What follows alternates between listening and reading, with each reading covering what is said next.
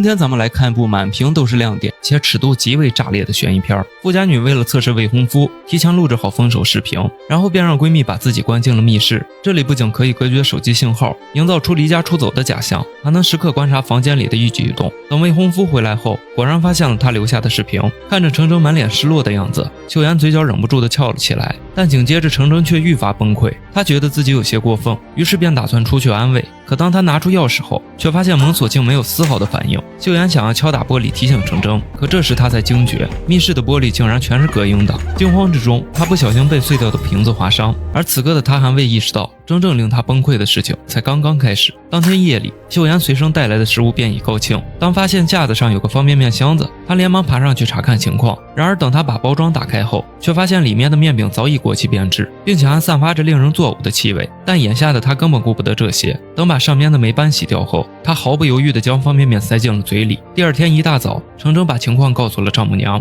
本打算让她把未婚妻找回来，结果却被告知秀妍从小就非常的任性，每次生气后都会出去待几天，等心情好了便会自行归来。为了不影响乐团的比赛，他还特意找人顶替秀妍的位置。看着同样不着调的丈母娘，程程对这个新人提不起任何兴趣。可当他面试后，却发现这个叫美珠的女孩不光和秀妍师出同门，还同样喜欢苏伯特的作品，甚至连弹琴的姿态和神态都几近相同。唯一的区别就是美珠要比秀妍更加的漂亮温柔。程程的心瞬间泛起复杂的波澜。而当看到美珠的车坏掉后，他更是不由自主地走上前去搭话。凭借着乐团指挥的身份，再加上温文尔雅的举止，他轻而易举地获取了信任。回家的途中，两人顺道吃了顿饭。经过一番交流后，程程愈发觉得美珠就像是上天依照他的心意量身定制的一般，方方面面都与他无比契合。更让人心惊摇曳的是，美珠望向他的眼神里分明透着丝丝好感。如此氛围之下，两人杯中的酒越添越多，直到餐厅打烊，他们这才恋恋不舍地回到车上。可就在等待驾的间隙，美珠却突然提出还想再喝几杯。程程瞬间听出了弦外之音，于是便直接把美珠带到了家中，并且还特意拿出珍藏的红酒。看着美珠兴致缺缺的样子，程程心头一热，当即把嘴凑了上去。但他做梦也想不到，眼前这个令他心动不已的美珠，正是将秀妍锁进密室的罪魁祸首。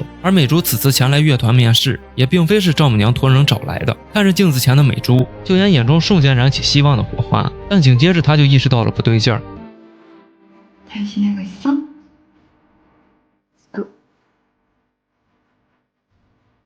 너 어떻게 들어왔어? 너 우리 집에 어떻게 들어온 거야? 나 취했어. 승진 씨가 자꾸 술 먹여서 그래. 너 와인 못 마신다고 했는데도 자꾸 먹여. 나 먹고 싶어서 그럴까 봐.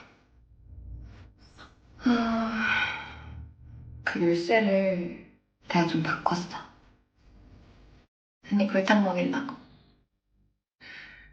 많이 화났고 많이 놀랐지? 이제 꺼내줄까?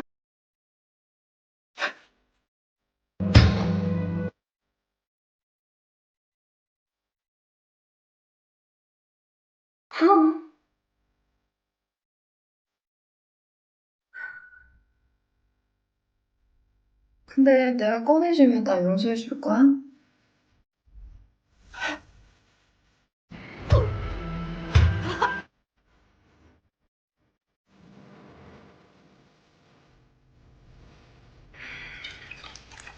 용서를 하라.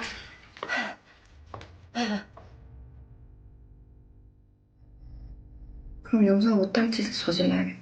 说罢，美珠就径直离开了卫生间。秀妍见状，连忙跑到客厅的镜子前。然而映入眼帘的一幕，却如同一把利刃，狠狠刺入她的心脏。兴许是感受到了她情绪的波动，美珠仿若故意炫耀一般，直接把程程拉到了卧室。紧接着，屋内就传来令人面红耳赤的声响。而面对他们这肆无忌惮的行为，秀妍能做的唯有不断拍打着那隔音的玻璃。可这仅仅只是个开端，一旦两人的关系越过了那条红线，这样的事情便如脱缰的野马，一发不可收拾。刚开始，秀妍还像热锅上的蚂蚁，焦虑、愤怒、痛苦交织在一起，情绪几近失控。但渐渐的，她的表情就变得麻木不仁，空洞的眼神中透着深深的绝望，头顶那象征背叛的绿光更是变得愈发明亮。而随着时间无情的流逝，秀妍在心理与生理的双重折磨下，曾经对爱情的执着与憧憬彻底被消磨殆尽。此刻的她只想赶紧离开这里。美珠仿佛听到了她内心深处的绝望呐喊，于是便在深夜来到了卫生间。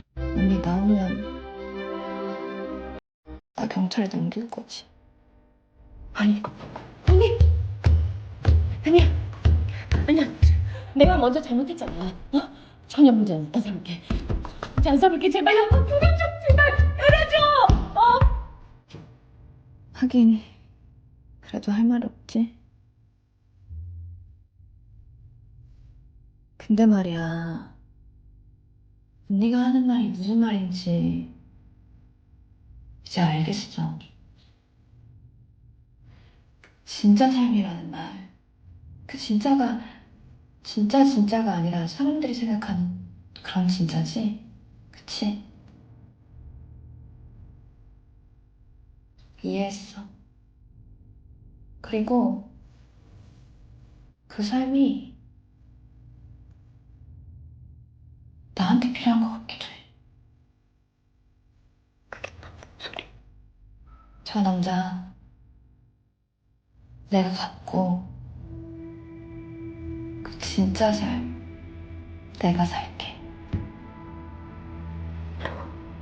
当听到美珠要一直关着自己，此刻的秀妍彻底慌了，拼了命的拍打玻璃，但美珠却置若罔闻的洗起了澡。就在这时，秀妍发现了管道上的阀门，等她将其扭动后，外面果然传来了惨叫声。当得知美珠是被热水烫到，秀妍立马想到了离开的办法，接着便关掉了所有的阀门。本以为工人会顺着管道进行维修，哪曾想来的竟是个偷懒的家伙。当听到工人要封死原管道重新布管，秀妍顿时如遭雷击。她深知一旦密室里的水被彻底断掉，自己将会迅速陷入绝境，生命也将危在旦夕。眼看程铮就要答应，秀妍连忙将管道打开，看着眼前的一幕，工人以为程铮在戏耍自己，于是便拿上工具径直离开。就在这时，程铮终于听到了敲击的声音，但他却并没有当回事儿。就这样，秀妍又在密室里待了2天，而程铮则是被叫到了美珠的家中。直到这天，事情终于迎来了转机。通过反复观看秀妍留下的视频，丈母娘在里面发现了其他人的存在。当看到手链上的蓝宝石后，程铮难以置信地愣在了原地。他记得非常清楚，美珠第一次来的时候戴着的正是这条手链。程铮马不停蹄地找到美珠，然后便趁着洗葡萄的间隙，用秀妍的生日打开了美珠的手机。当看到2人亲密的合照后，程铮更加肯定心中的猜想，于是便直接询问起了秀妍的下落。结果美珠却对此矢口否认，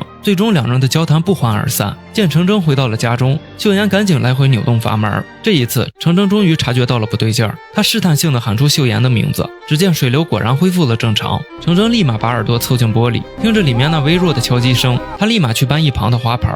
可就当秀妍以为自己要得救的时候，程铮却停下了手中的动作，因为他突然想到，秀妍既然能够看到自己，那么之前他和美珠的一切想必也都被看了个清清楚楚。一旦丈母娘知道这件事儿，肯定会撤掉他指挥的职位。经过一番激烈的思想斗争，程铮最终还是选择了离开。可让他始料未及的是，一向不着调的丈母娘这次居然要报警找人。程铮见状连忙找到美珠。当听到警方要介入这件事儿，美珠终于坦白了一切。其实早在学琴的时候，2人的关系就非常亲密，老师家的密室则成了他们的欢乐屋。即便秀妍被母亲送到国外留学，他们也没有断掉联系，甚至秀妍还买下了老师的房子，而他则是负责设计房子的装修。本以为这里将会是2人的爱巢，可等房子装修好后，秀妍却说自己要回归正常的生活。本以为2人再也没有见面的机会，哪曾想秀妍却主动找上了门，并且还要用密室测试未婚夫，于是他便直接将其关了进去。说话间，2人打开了密室的大门，看着角落里一动不动的秀妍，他们小心翼翼地走上前查看情况。可就在这时，秀妍却突然爆起袭击。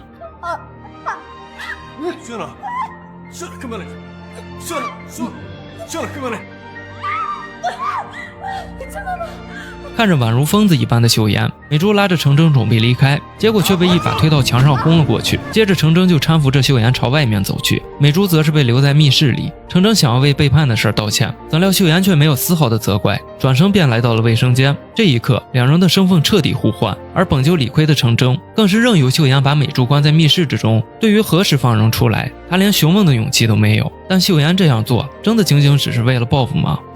열쇠 던져.